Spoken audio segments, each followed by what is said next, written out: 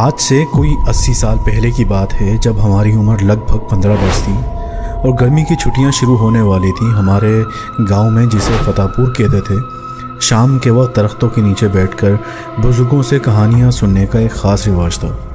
یہ کہانیاں اکثر بزرگوں کے اپنے دور کی ہوتی تھیں، جن میں انسانوں اور جنات کی ملاقاتیں، جادو ٹونے کے قصے اور ایسے واقعات شامل ہوتے تھے جنہیں سن کر خون ٹھنڈا ہو جاتا تھا۔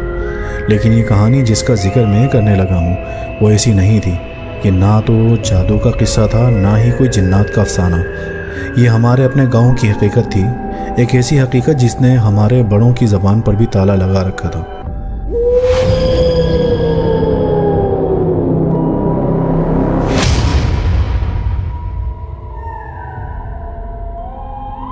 ہمارا گاؤں کالے دریا کے کنارے بسا ہوا تھا۔ اس دریا کا نام کالا اس لیے تھا کیونکہ اس کا پانی اتنا گہرا اور پراسرار تھا کہ سورج کی روشنی بھی اس کے اندر نہیں جاتی تھی۔ لوگ کہتے تھے کہ اس میں ایک اندیکھی قوت بستی ہے۔ دریا کے دوسرے کنارے پر ایک قدیم قبرستان تھا جہاں برسوں سے کوئی دفن نہیں ہوا تھا۔ قبرستان کے بارے میں ہر کوئی خاموش رہتا تھا۔ اگر کوئی غلطی سے بھی اس کا ذکر چھیڑ دیتا تو بزرگ اس کو فوراً ٹوک دیتے اور کوئی نئی بات شروع کر دیتے۔ اس کہانی کا آغاز اس وقت ہوا جب گاؤں کے سب سے عمر رسیدہ شخص دادا کریم بخش نے اپنی موت سے چند دن پہلے ایک انوکھا خواب دیکھا۔ دادا کریم بخش ایک سادہ بے ضرر شخص تھے۔ وہ سارا دن اپنی گائے بھینسوں کی دیکھ بھال کرتے، کبھی کبھار نماز پڑھنے کے لیے مسجد چلے جاتے، لیکن ان کی آنکھوں میں ایک خاص چمک تھی جو اس بات کا ثبوت تھی کہ انہوں نے زندگی میں بہت کچھ دیکھا اور سمجھا ہے۔ ایک دن صبح جب ہم سب چھوٹے بچے گاؤں کے چوپال میں بیٹھے تھے، دادا کریم بخش ہانپتے کانپتے آئے اور سب کو جمع کیا۔ ان کے چہرے پر خوف کے ایسے آثار تھے کہ پہلے کبھی نہیں دیکھے تھے۔ ان کے گلے سے آواز ہی نہیں نکل رہی تھی۔ جب انہوں نے بولنا شروع کیا تو ان کی آواز میں لرزش تھی۔ میں نے اسے دیکھا ہے، انہوں نے بڑی مشکل سے کہا۔ کسے دادا؟ گاؤں کے ایک نوجوان نے پوچھا۔ وہی، دادا نے کہا۔ ان کی آنکھیں کالے دریا کی طرف دیکھ رہی تھی۔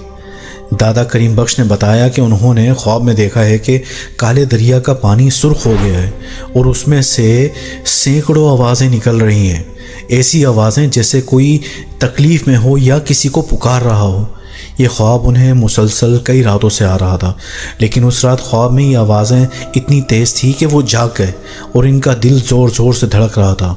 وہ گاؤں کے ہر فرد کو خبردار کرنا چاہتے تھے کہ کچھ برا ہونے والا ہے۔ ابھی دادا کریم بخش اپنی بات پوری بھی نہیں کر پائے تھے کہ گاؤں کے ایک دوسرے بوڑھے شخص چاچا نواب دین نے دادا کی بات کو ہنسی میں اڑا دیا۔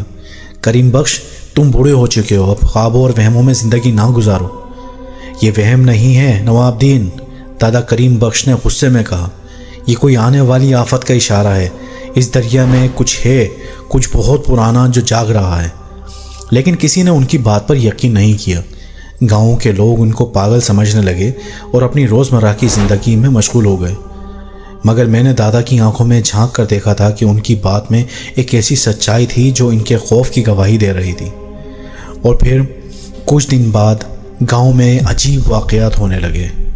سب سے پہلے رات کے وقت کالے دریا کی طرف سے گونجتی آوازیں سنائی دینے لگیں۔ یہ آوازیں واضح نہیں تھیں، بس ایک دبی ہوئی گونج تھی جو ہوا کے ساتھ آتی اور گاؤں کے لوگوں کے دلوں میں عجیب سی گھبراہٹ پیدا کر دیتی۔ شروع میں سب نے اسے ہوا کا شور سمجھ کر نظر انداز کیا، لیکن جیسے جیسے دن گزرتے گئے یہ آوازیں مزید تیز اور واضح ہوتی گئیں۔ وہ ایسی تھیں جیسے کوئی گہرے پانی میں ڈوب رہا ہو اور چیخ رہا ہو۔ رات کی پراسرار آوازوں کا سلسلہ تقریباً 1 ہفتے تک چلتا رہا اور اس کے بعد ایک نیا اور زیادہ خوفناک واقعہ پیش آیا۔ گاؤں کے سب سے غریب گھرانے کا 10 سال کا لڑکا ساجد، جو دوپہر کو اپنی بھینسیں چراتا تھا، شام کو گھر واپس نہیں آیا۔ اس کا باپ فتو ایک سیدھا سادہ کسان تھا جو مشکل سے اپنے گھر کا گزارا چلاتا تھا۔ فتو نے پہلے تو سوچا کہ شاید ساجد کسی دوست کے گھر چلا گیا ہوگا، لیکن جب رات گہری ہو گئی اور ساجد واپس نہ آیا تو فتو پریشان ہو کر گاؤں کے چوپال میں آیا۔ ساجد نہیں مل رہا۔ فتو کی آنکھوں میں آنسو تھے اور اس کی آواز میں خوف تھا۔ سارے گاؤں میں ایک دم ہلچل مچ گئی۔ ہر کوئی جانتا تھا کہ ساجد ایک ذمہ دار لڑکا تھا اور وہ کبھی بھی بنا بتائے کہیں نہیں جاتا تھا۔ سب لوگ ٹارچیں اور لالٹینیں لے کر ساجد کی تلاش میں نکل پڑے۔ ہم نے کھیتوں میں ڈھونڈا، ندی کے کنارے تلاش کیا، یہاں تک کہ گاؤں کے گرد موجود جنگل میں بھی گئے، لیکن ساجد کا کوئی نام و نشان نہیں تھا۔ جب ہم کالا دریا کے کنارے پہنچے تو وہاں کا منظر دیکھ کر سب کا دل بیٹھ گیا۔ ساجد کی چپلیں اور اس کی بھینسوں کا ریوڑ دریا کے کنارے پر موجود تھا۔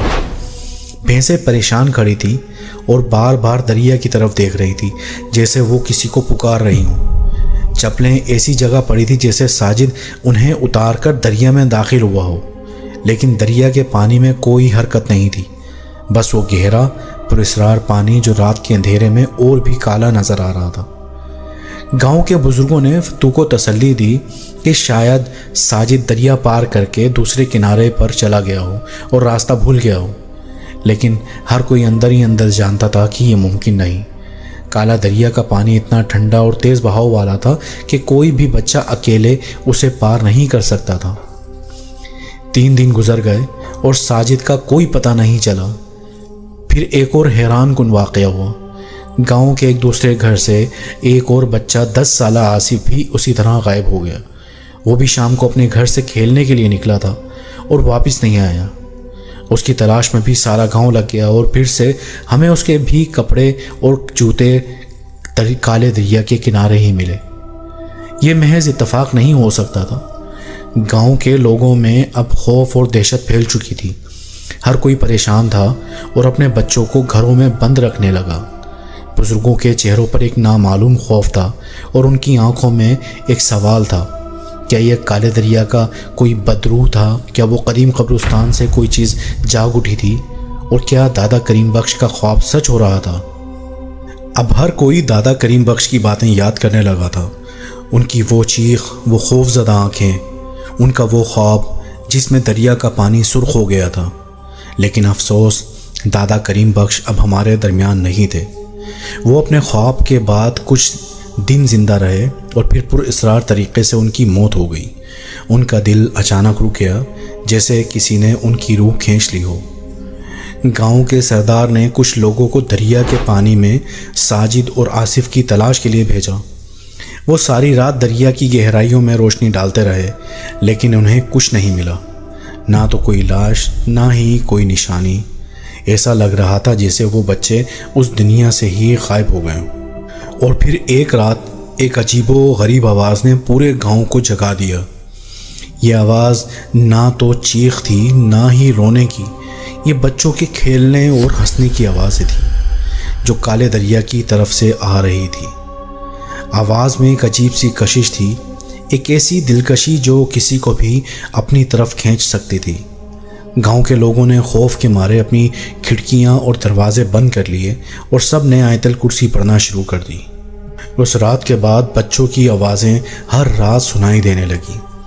کبھی وہ ہنستے ہوئے محسوس ہوتے، کبھی کھیل رہے ہوتے، کبھی اپنا نام لے کر پکارتے، آصف، ساجد۔ آواز اتنی واضح اور قریب ہوتی کہ لگتا تھا جیسے وہ بالکل ہمارے گھر کے باہر کھڑے ہیں۔ یہ آوازیں صرف ان لوگوں کو سنائی دیتی تھیں جن کے بچے غائب ہوئے تھے، اور یہ آوازیں ان کے دلوں کو توڑ رہی تھیں۔ اب گاؤں کے لوگ اس مسئلے کا کوئی حل ڈھونڈنے کے لیے بےتاب تھے۔ انہیں معلوم نہیں تھا کہ ان کا اگلا قدم کیا ہوگا اور کون سا بچہ اس دریا کی پراسرار گہرائیوں کا شکار بننے والا ہے۔ جب گاؤں کے لوگ خوف اور بے بسی کی حالت میں تھے تو سردار نے ایک اور گاؤں سے ایک بزرگ کو بلوایا جن کا نام بابا جی سیال تھا۔ بابا جی سیال کی شہرت دور دور تک تھی اور لوگ کہتے تھے کہ ان کے پاس ہر قسم کے جنات اور بھوتوں کا علاج تھا۔ جب بابا جی سیال گاؤں پہنچے تو انہوں نے سب سے پہلے کالے دریا کا معائنہ کیا۔ وہ دریا کے کنارے کچھ دیر خاموشی سے کھڑے رہے اور پھر اپنی نظریں گاؤں والوں کی طرف موڑ لی۔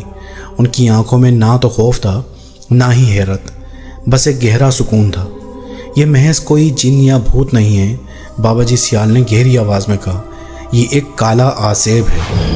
ان کے اس الفاظ سے سب کے رونگٹے کھڑے ہو گئے۔ بابا جی سیال نے بتایا کہ بہت پرانے وقتوں میں جب اس گاؤں کے بزرگ آباد ہوئے تھے تو انہوں نے کالے دریا کے کنارے ایک قدیم جنگلی قبیلے کو ظلم کا نشانہ بنایا تھا۔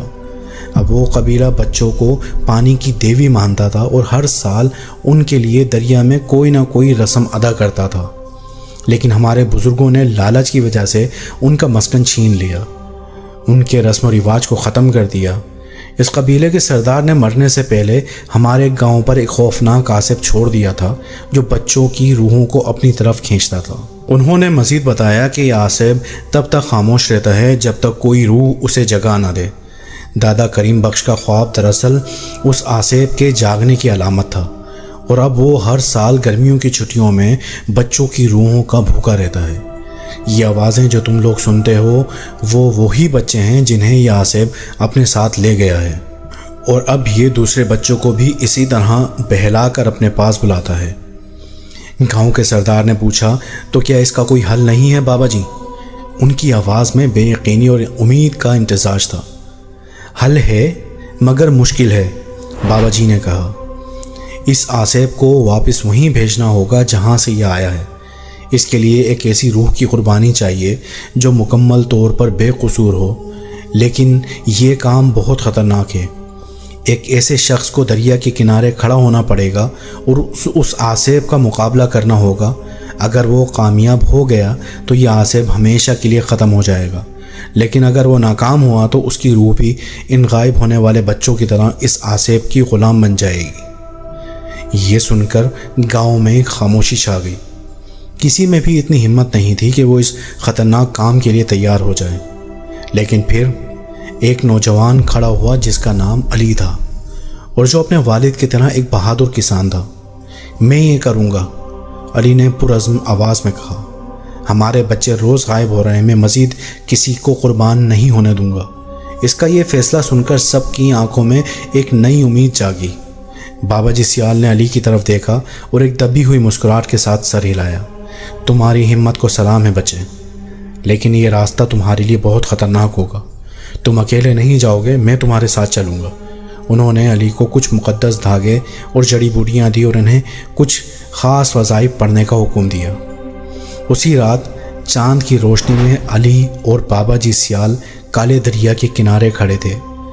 گاؤں کے لوگ ڈر کے مارے اپنے گھروں میں دبکے ہوئے تھے، لیکن ان کی دعائیں علی کے ساتھ تھیں۔ دریا کا پانی معمول سے زیادہ ٹھنڈا اور گہرا لگ رہا تھا، اور پھر بچوں کے ہنسنے کی آوازیں دوبارہ سنائی دینے لگیں۔ اس بار وہ پہلے سے زیادہ واضح تھی۔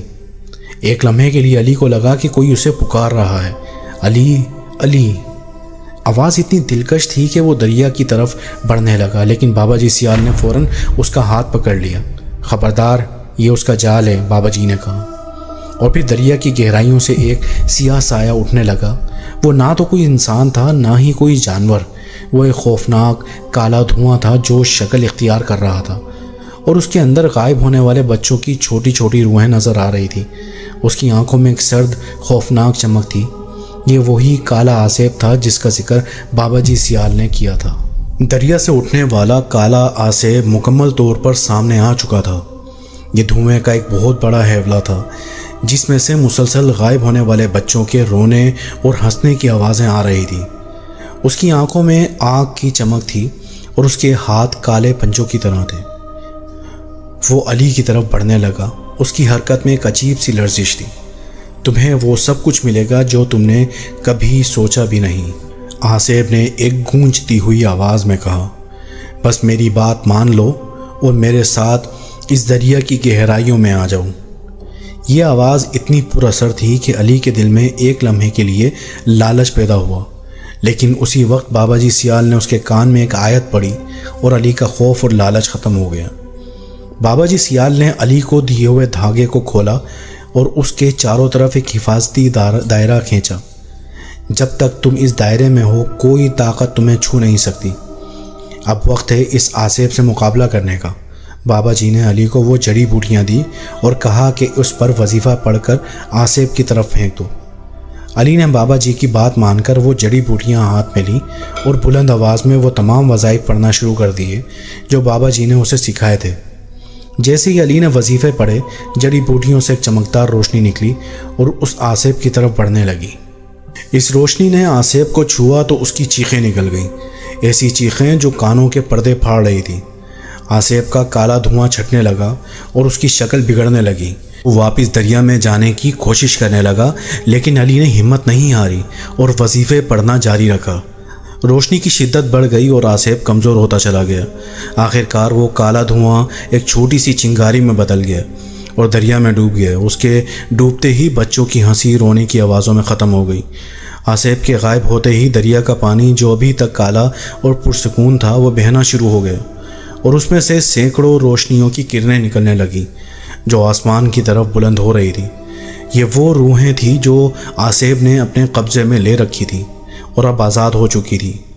گاؤں میں جب یہ سب کچھ ختم ہوا تو بابا جی سیال نے علی کی طرف دیکھا اور مسکرا کر کہا، تم نے بہادری سے مقابلہ کیا بیٹے، تمہاری اس بے خوفی کی وجہ سے ہمارا گاؤں اور اس کے بچے ہمیشہ کے لیے محفوظ ہو گئے ہیں۔ بابا جی نے پھر علی کو گلے لگایا اور علی نے ان کا شکریہ ادا کیا۔ اگلی صبح گاؤں کے لوگوں نے ساجد اور آصف کے والدین کو بتایا کہ ان کے بچوں کی روحیں آزاد ہو گئی ہیں۔ گاؤں میں خوشی کی لہر دوڑ گئی۔